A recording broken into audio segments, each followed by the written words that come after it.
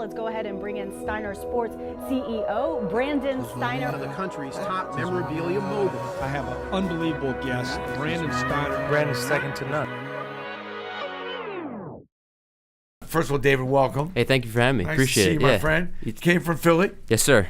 What's odd is, and that's what I love about this program, is that we're always doing something that's a little unique. Mm-hmm. You went a little, well, first of all, why did you write a book on Tom Gola? Sure, yeah.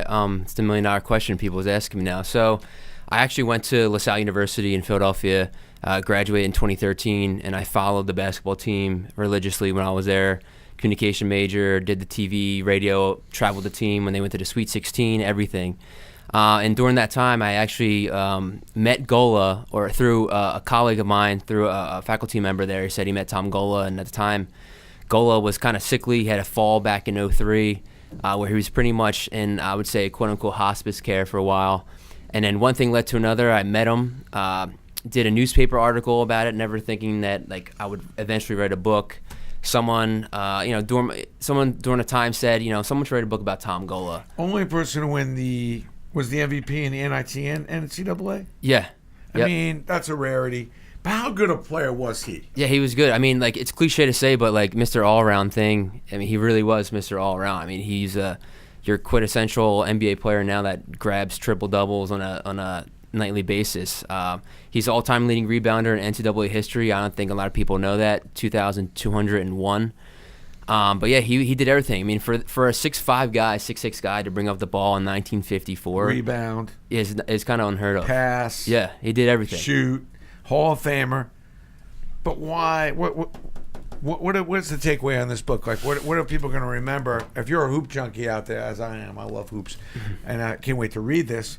But what's the big takeaway on this book? What are we going to be surprised? By the way, great forward, Bill Rafferty. Yeah, Bill Rafferty's a fellow LaSalle alum, so it was a 1-2 combination to get him on there. Yeah, I think people, when they check out the book, obviously, books, you're going to have stats and everything, but I really wanted to go deep into the interpersonal things of the book. So it talks about, how Gola stayed true to his Philadelphia roots. When he played for the Knicks in the 60s, he didn't want to live in New York, so he lived in Philly and he commuted? And he commuted, in the Turnpike. I don't know if the name Dave Budd rings a bell to you, but he was his teammate. They would drive up. He lived in New Jersey. They met at exit 8 on the Turnpike and drove together to practices and games. But yeah, I think for this book, like I said, obviously it's going to have, the stats and the stories and basketball stuff, but it's also going to have the interpersonal stuff, what he was like as a neighbor, just that personality that brings out to him. He ran for politics in Philadelphia, ran for mayor in Philadelphia, was city controller. Was coach of LaSalle in the late 60s, 1968, 1970 era. He did everything, and he did everything and anything in the city of Philadelphia, which is kind of unheard of, and he succeeded in everything he did, which is kind of cool. But yeah, this basketball book is more than just basketball. It's about the person, not just a player on the court. So your takeaway on him was he was special. He was, yeah. I keep saying this to people, obviously celebrities nowadays, they have that stature about them, but Gola was a person that was quite recognizable, not just with his height, but just his presence. You kind of felt, you knew who he was when he walked into the room. And I think, ironically, people said that he dressed really nice and he was a statesman when he was playing for the Knicks and in the NBA, and they said he looked like a politician. Ironically, he then became a politician from his popularity, and then it grew into other things too. I like this logo you created. This is cool. Now, did you go a little crazy? I did, yeah. You got a little entrepreneur on me. I did, yeah. What drew me to have you come on the show was, first of all, you didn't go and interview LeBron or Kobe, which would have been a good get. Yeah. Or at least what seemed to be. You went a little different. You went a little out of the box. And then you went back to the Hall of Fame. You got some cool photos. Now, is it like a power line around him and everything else? You're bringing him back to focus? Yeah, I mean, I really wanted to, the logo's there. I really wanted to brand the book because I felt like, well, number one, the South School store doesn't have the best swag. I'll be honest. I love my school. I grabbed some good swag on eBay the other day. Yeah, you told me the shorts. My wife's like, you didn't order another pair of shorts. I collect basketball shorts. Yeah. And I grabbed some with Sal with that American flag on the side. That's very cool. Yeah. But yeah, I wanted to, kind of just give people a reason to check out the logo, and I put on hoodies and T-shirts. Gave some T-shirts out to current LaSalle students at one of the homecoming games this year. That's cool. So yeah, I just wanted to brand it, and I think it was really neat. Actually, this is a silhouette of this cut out here, Yeah. which is a That's postcard a Ron from Lewis. Yeah, the yeah, Ron from Lewis the, collection, Hall of Fame. the Hall of Fame collection. So Yeah. yeah, man. Again, I just had to kind of like put on my entrepreneurial hat. Again, at the end of the day, you're selling a book, but also you're selling a product, and I wanted to be different with it. I didn't really see books that had like a branded logo, so I said, why not? Let's be different and Who do you think? Who do you compare went that him? route. Who do you compare him to, like in today's modern day? Like, is there a player that now knowing as much as you know about this guy? Yeah. Who does he remind you of? Who does you see the similarities with Tom, and which player? Yeah, I would say a little bit of Draymond Green, and a little bit of Ben Simmons. I'm not saying that because I'm a homer, I'm a Philly guy, but again, someone that's going to continuously put up triple doubles on a nightly basis. Actually, Draymond Green even passed Gola last year or 2 seasons ago for the all-time Warriors triple double list. So, yeah, I mean, Draymond takes up the ball sometimes. Gola took up the ball. They're both big guys. We want to talk about Draymond bringing up the ball at this moment. Attitudes were different. They weren't the character problems, off right, the court character. I think they're a little different. My but big man can bring up the ball. I'm like, hey, that's less skin off my. I mean, great. Give me a break. Yeah. But I guess when you're at the end of the quarter and you're one of the greatest players of all time wants the ball, you probably should give it to him. Mm-hmm. I think I'd give Kevin Durant anything he wanted. If he wanted me Yeah. to go do his laundry, I'd do it. And the man is all about the hardware, and I mean, yeah. so I'm a little biased on that, but I could see how that happened. But what's interesting with you though, like you're only a few years out of school. Yeah, I'm 27. I graduated 5-6 years ago, and A lot of I people started out this there- in school. A lot Really, of people out there, want to get started. We always get a lot of students. If you have a question, by the way, for David, please come on board. Ben, also let us know you have a winner. If you tell me something, give me a quick little story. or about, actually, if we can give it away, Tom. just Yeah. tell us what number Gola was with the Knicks. Tell us what number Gola was with the Knicks. If you tell us that, the first person, you will win an autographed copy of this book by David. Now, but that's what's kind of random. A lot of kids out there that watch this show. Did you wait till you graduated? How did you get going? But you've done some TV now. I did, yeah. Right? You've done some So writing. I graduated from school, went into the TV business. As you know, it's kind of a very cutthroat industry. And, I just wanted to kind of like a side hustle thing. And, I've always admired people that were on TV and journalists that they covered teams on a daily basis. And then they also had like hey, I did a John Wooden book or something like that. I always respected that. Or a biography. Not that I would write a biography about my life, but, just a product and a project.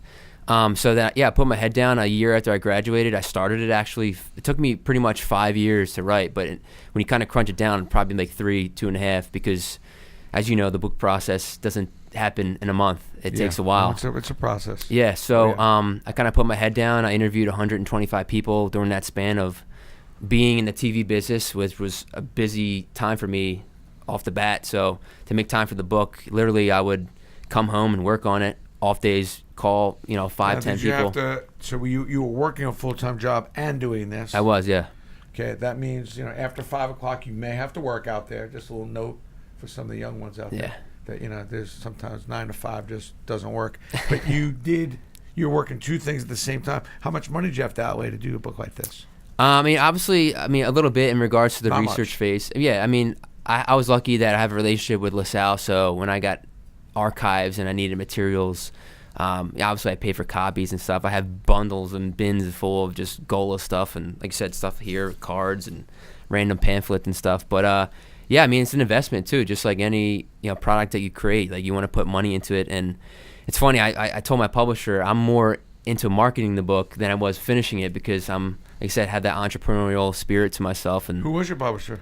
Temple University Press in Philadelphia, which is ironic because smaller publisher, Yeah. but they bought in, right? yeah, They of helped course, you? and they're the rivals of LaSalle, so it's kind of ironic to go that route. And what's next for you? Like, now that you got this under your belt, which is a great start. Yeah, so Do you go more into books, or are you going to be starting to write more online? What are you going to do? yeah, so actually this has been by far the hardest thing I've done in my career. Harder than any other difficult TV hit, live hit, news story, whatever. And actually motivates me to write another one. Don't know what that is yet. Maybe I definitely want to centralize basketball in some capacity, because it's my forte and it's my passion, just anything Philadelphia sports related. I love writing about the unsung hero, which kind of, in a lot of ways, he gets kind of forgotten about. Yeah, even though totally. He gets some props, Hall of Fame. I know the Knicks did something big for him also, but I could see you doing a whole string of these kind of stories, but they're not the ones that get the 30 for 30s. Exactly. You know, always the bigger names, the bigger stories, and sometimes stories like this get slipped through the cracks. Can you see yourself doing a whole series of this kind of collection? Yeah, I mean, a lot of people have actually hinted to me. I don't know if the name Lionel Simmons rings a bell to you. Yeah, he was. Yeah. I mean, people say I should write a book about him next. We shall see. I mean, like I said, this book is doing pretty well, and I'm really proud that it's the first book for the LaSalle basketball fan base. Thunder's another one that really, you know, not. I mean, all of a sudden he passed away, but you know, he was had a big impact on the game back when he played. Yeah, I mean, it's kind of cool in this digital age that like you can go to book route, you can go to documentary route, just content creation. I'm really open to that. I'm a content creator myself, always have been, even when I was in the TV business, and I just think, you know, I'm not sure exactly what my next route will be, but it's definitely storytelling, whether it's video based, another book. Hopefully, it doesn't take me another 5 years to write. Give me a couple stats about this guy, just so we get an idea. Was it one particular year where the numbers were insane? Yeah, so 1954, or he won an NIT championship and NCAA back championship. When NIT mattered. Yeah, right? so it was flipped. Yeah, so back in the 1952, the NIT and the NIT was flipped to what the NCAA is today. So it was more popular, as you know, and the NCAA tournament back then was like no tournament. So he freshman year he wins the NIT. His junior year wins the NCAA championship, and then 1955, his senior year, goes back to the NCAA championship game and loses to Bill Russell and the San Francisco Dons and Casey Jones. That's a hell of a run. Yeah, Casey Jones on that team. And then in 1956, he wins the NBA championship with the Philadelphia Warriors. So he's one of two players to win an NIT, NCAA, and an NBA championship. And he did it in less than 4.5 years if really dwindle it down. So he has a very decorated career. I would say 1954 is probably his best year. I mean, he's averaged, I think his 4 years at LaSalle and playing in college basketball, it was 20. He was a 20-20 guy or close to it. And he was 6'5" and 6'6" and brought the ball. So like you said, growing up in that era. Kind of a modern white version of Magic. It's funny. People have said that if you can Google it, that people called Gola Magic Johnson before Magic Johnson, which is kind of it's cool. Just the game didn't get those kind of props. Although college ball did kind of, and then they had that disruption and it kind of set college basketball back a little bit. Yeah. But, you know, when you think about it, like in this day and age, he's making $40 million a year. Oh, of course. There's no question. Yeah, without a doubt. I mean, it's always interesting to go back in time and play that kind of like, all right, would this player do well, or what does this player look like? And I think that's the ultimate sports debate, where when you can have that healthy conversation and talk about it of, you know, what if Gola, you know, was another year ahead and maybe beat Bill Russell? You know, could he be better than Bill Russell? Tough to beat Bill Russell. Exactly. Though. Yeah. No. I mean, he was a boy. You know, people don't realize how great. Yeah. A college player he was. Yeah, I have maybe one of the 2 or 3 greatest of all time. When you got to throw a Jabbar in there, you maybe even have to throw a Walton in there. Those 3 maybe the most dominant college players of all time. Then you got to look at Bird and Magic. Obviously, you can't discount them. I mean, if you're out there, give me who your favorite all-time best college player is. But I mean, there are so many because you're covering a lot of eras and a lot of different angles to college ball. But certainly 60s, 70s. I mean, yeah, in a cool way, I feel like Gola, I'm not just saying this because I read the book, but if you look back in time, Gola was the early first bigger or biggest stars in the basketball realm. Like, it went from Gola, passes to Russell, and then Russell, you know, so forth to, you know, Kareem and you know, everyone else. The list goes on to LeBron. Now, you hooked up with the family? Yeah, I mean, what was their view? It was, they loved it. His wife, Carolina, has nothing but great feedback. She cried when I gave her the book because actually she said if Tom was alive, he always wanted to write a book. So in a weird way, I feel like I was meant to write this. The family loved it. People are enjoying it. I'm really happy people are eating it up. And so far so good. I'm really blessed to, you know, it's really cool to see your book on the shelf. It's the coolest feeling. Especially when you have a story that is meaningful and that kind of gives people some insight of something that they didn't know. Is Tom's number retired, by the way, LaSalle? It is, yeah. Number 15 is in the rafters, has been for quite some time now. And, it's obviously he's wearing number 15 in the front of the book. And, and his number is What's the biggest surprise I'm going to find in this book? Is there something surprising about him that probably we would never possibly ever have known? Yeah, I think his whole political angle. Like you said, he was a state representative in Pennsylvania and coaching Salle Explorer's men's basketball team during the same time. So we'd go to Harrisburg, do his due diligence with working with, affairs and government things, and then at night be a coach. He like I said, he ran for mayor in 1983 in Philadelphia, and some people I've talked to said if it wasn't for Watergate, he could have got reelected and so forth, he may have been the mayor of Philadelphia. So I think he was larger than life figure.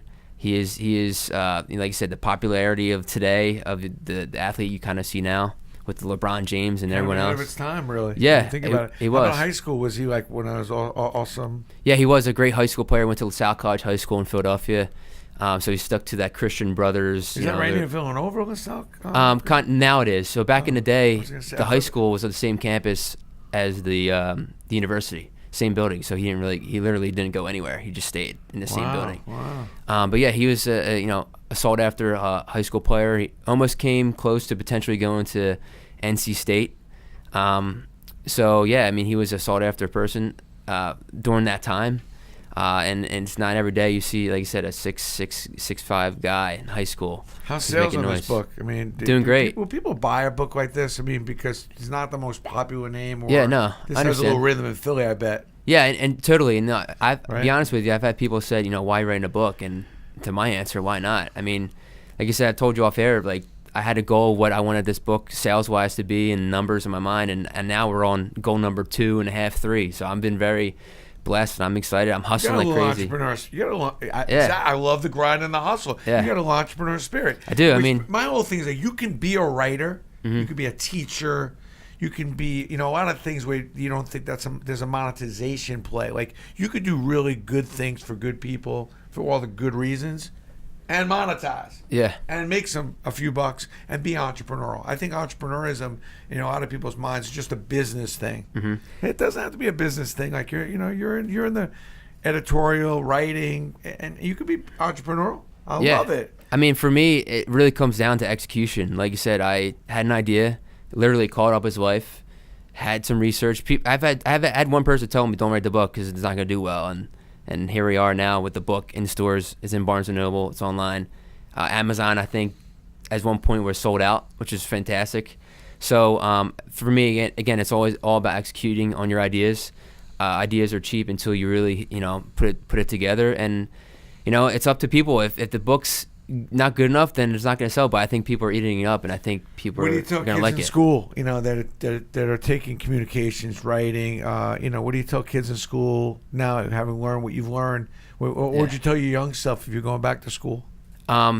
You're gonna. I guess kids now, and I actually just went back to my alma mater at LaSalle and talked to students. It's just you're gonna have an idea of what your goals are gonna be, but have a backup plan because I thought I was gonna go to school and be on the local station talking about sports, and ironically I went down a different route. I didn't go to sports route. I went the hard news route. So like you're gonna have exactly what your plan's gonna be, and then things are gonna change, and you just have to adapt to that. So I think you can have goals, but things happen. Health, life happens. So I think if you adapt to your surroundings, I think you're gonna win in life. David Grzybowski. You said it right. So that's a win-win too. A lot of people say my last name wrong. Mr. All Around, a book about Tom Gola. It's a great gift if you've got your dad or somebody who's a real basketball junkie who loves to read all this stuff, which I have a lot of friends that do. Yeah. In my gym, I keep all my basketball books. This is going right with it. Good book. Pick it up on Amazon. Probably the best place to pick it. Or yeah, and I also have a website. Barnes & Noble has it as well. Amazon, actually, I think before I came in here, I had a little bit left, so they'll be restocking soon. But TomGolaBook.com. Been tweeting a lot of cool stuff about some behind the scenes of the books, so it's been fun. There's something about basketball, the fraternity and the whole religious part of it. Kind of, it's like this. I don't know. It's like no other sport, and it's such an underground of characters and the playgrounds and the relationships, just different than any other sport. Not to discount the other sports, but I can't wait to read this. Good job. Yeah, on this, thank my you. friend. Appreciate your time.